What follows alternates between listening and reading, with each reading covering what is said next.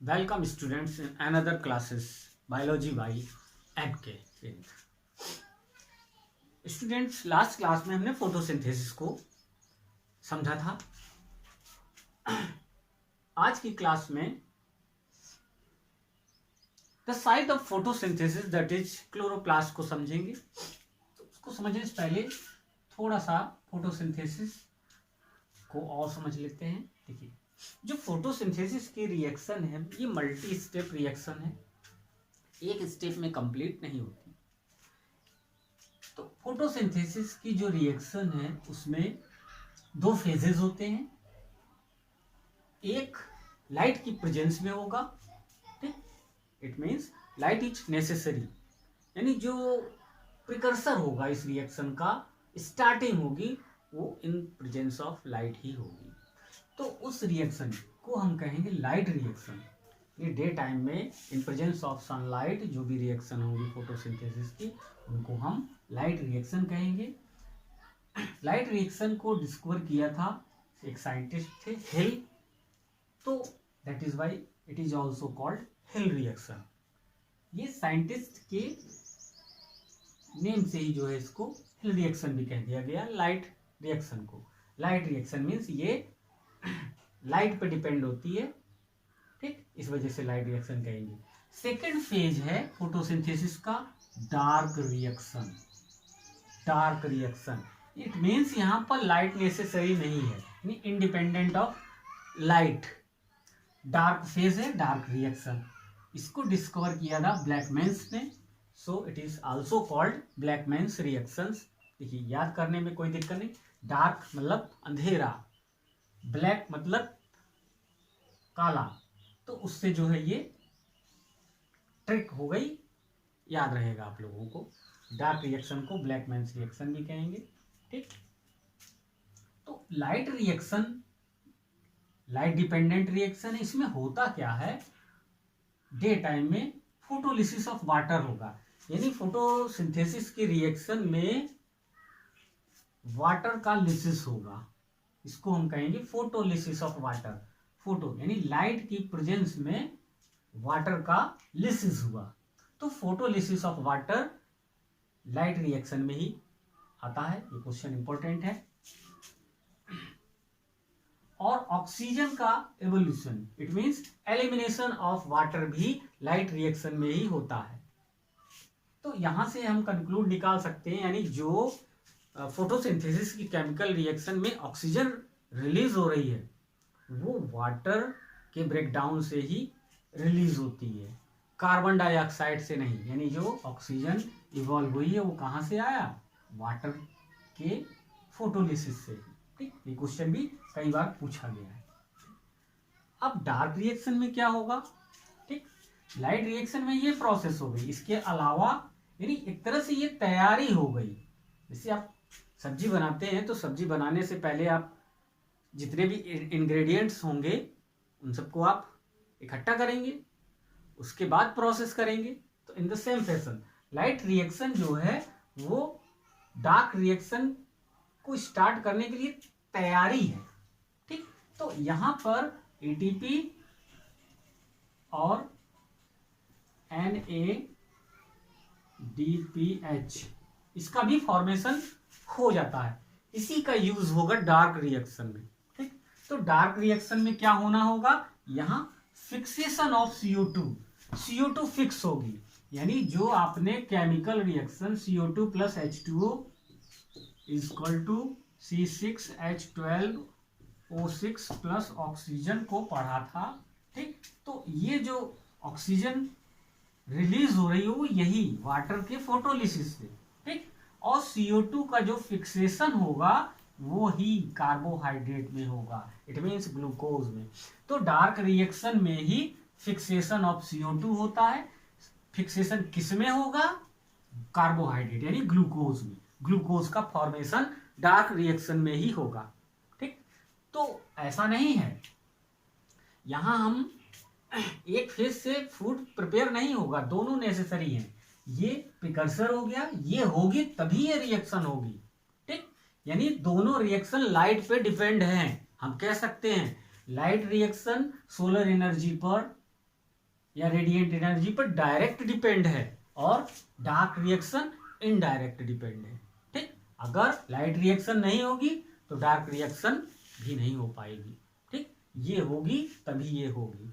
ठीक, तो इसमें लाइट नेसेसरी है, इसमें लाइट की नेसेसिटी नहीं है, लेकिन ये रिएक्शन होगी तभी ये फर्दर ये कंटिन्यू रहेगी। तो हमने यहाँ पर फोटोसिंथेसिस के फेजेस को समझ लिया।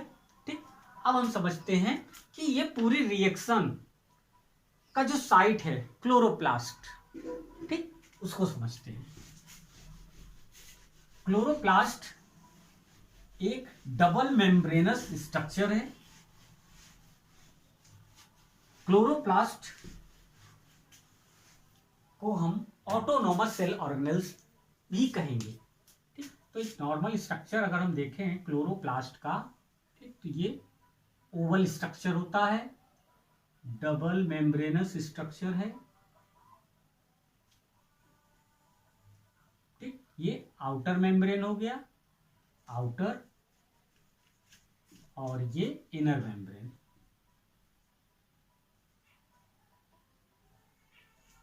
ठीक, अब इसके अंदर जो आपको स्पेस दिखाई दे रहा है दैट इज स्ट्रोमा। ये फ्लूइड पोर्शन है स्ट्रोमा, जैसा कि हम लोगों ने माइटोकॉन्ड्रिया में मैट्रिक्स को पढ़ा था। In the same fashion chloroplast में ये फ्लूइड पार्ट स्ट्रोमा कहलाएगा। ठीक, अब इस स्ट्रोमा में ही इसमें राइबोसोम होगा और इसका खुद का डीएनए होगा। ठीक, सिर्फ माइटोकॉन्ड्रिया और क्लोरोप्लास्ट ही ऑटोसोमल सेल ऑर्गेनेल्स हैं क्योंकि इनके पास इनका खुद का डीएनए होता है। ठीक, अब इस स्ट्रोमा में ही ये कॉइन लाइक स्ट्रक्चर, सिक्कों की एक तरह से ढेरी एक के ऊपर एक इस तरह से अरेंज होते हैं, स्टेक ऑफ कॉइन समझ लीजिए। इस तरह से इस पूरे स्ट्रोमा में, ठीक, 2 भी 3 भी इस तरह से अरेंज होंगे। ये कहीं कहीं पर ये कनेक्टेड भी होते हैं, इस तरह से, और नहीं भी कनेक्टेड हो सकते हैं। ठीक, तो ये जो कॉइन की तरह अरेंजमेंट है, इस एक को हम कहेंगे थाइलेकॉइड। थाइलेकॉइड, एक सिंगल कॉइन को। ठीक, और इसके जो ग्रुप को, थाइलेकॉइड के ग्रुप को हम ग्रेना कहेंगे। ये ग्रेनम हो गया, ग्रेना प्लूरल हो गया, ग्रेनम सिंगुलर हो गया। तो एक ग्रेनम, ठीक, दूसरे ग्रेनम से ये लैमेली के थ्रू कनेक्टेड है, तो इस लैमेली को हम ग्रेनल लैमेली भी कह सकते हैं या स्ट्रोमल लैमेली भी कह सकते हैं। ठीक, और ये पोर्शन पूरा स्ट्रोमा हो गया। ठीक, यहां पर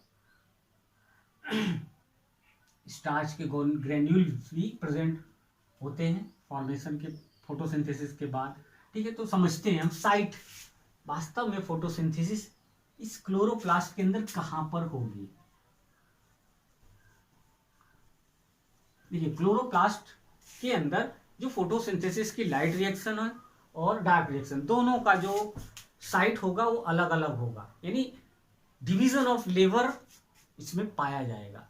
ऐसा नहीं कि लाइट रिएक्शन वाला पोर्शन डार्क भी परफॉर्म करे और डार्क रिएक्शन वाला लाइट रिएक्शन का भी परफॉर्म, ऐसा नहीं। यहाँ डिवीजन ऑफ लेबर है। लाइट रिएक्शन वाली प्लेस पे ही होगा, डार्क रिएक्शन डार्क। देखिए कहाँ पर होगा, तो ये जो थाइलेकॉइड है, ठीक, इसमें भी ये भी डबल मेम्ब्रेनस होता है, तो इसकी इनर मेम्ब्रेन में, ठीक, इनर मेम्ब्रेन में लाइट रिएक्शन होगी। थाइलेकॉइड की इनर मेम्ब्रेन में लाइट रिएक्शन परफॉर्म होगी। ठीक, लाइट रिएक्शन यानी एटीपी बन गया, NADPH बन गया। ठीक, अब डार्क फेस होना है, तो डार्क फेस कहाँ होगा, इस स्ट्रोमा में। क्वेश्चन बहुत पूछा जाता है, where is dark phase of photosynthesis is perform, तो वो क्या होगा, स्ट्रोमा, स्ट्रोमा में ही एंजाइम्स पाए जाएंगे जो डार्क रिएक्शन को परफॉर्म करेंगे। इट मीन्स इस पोर्शन में, स्ट्रोमा में डार्क फेज होगी, ठीक। और कार्बन डाइऑक्साइड का फिक्सेशन भी यहीं पर होगा, स्ट्रोमा में ही, ठीक। तो ये सिंपल स्ट्रक्चर क्लोरोप्लास्ट का हो गया। अब ये फोटोसिंथेसिस की रिएक्शन साइट भी क्लियर हो गया, फोटोसिंथेसिस डेफिनेशन भी हो गई। अब बचता है पिगमेंट, पिगमेंट सिस्टम, यानी फोटोसिंथेटिक पिगमेंट, ठीक। अच्छा, फोटोसिंथेटिक पिगमेंट से जो है देखिए रह जा रहा है क्लोरोफिल। अब ये क्लोरोफिल है कहां पर इस पूरे प्रोसेस में, इस स्ट्रक्चर में, क्लोरोप्लास्ट में, जो इंपॉर्टेंट रोल प्ले कर रहा है, क्योंकि सनलाइट को वही एब्जॉर्ब कर सकता है और कोई नहीं। तो वो क्लोरोफिल इसी थाइलेक्वाइड की मेम्ब्रेन में ही पाया जाता है, यहाँ पे क्लोरोफिल पिगमेंट, ठीक। तो वही सनलाइट को एब्जॉर्ब करता है। Light reaction perform in thylakoid and dark reaction perform inside stroma, ठीक। तो आज की वीडियो इतनी ही। Please subscribe my channels. अब जो नेक्स्ट वीडियो होगा हमारा वो फोटोसिंथेटिक पिगमेंट को होगा। Thank you.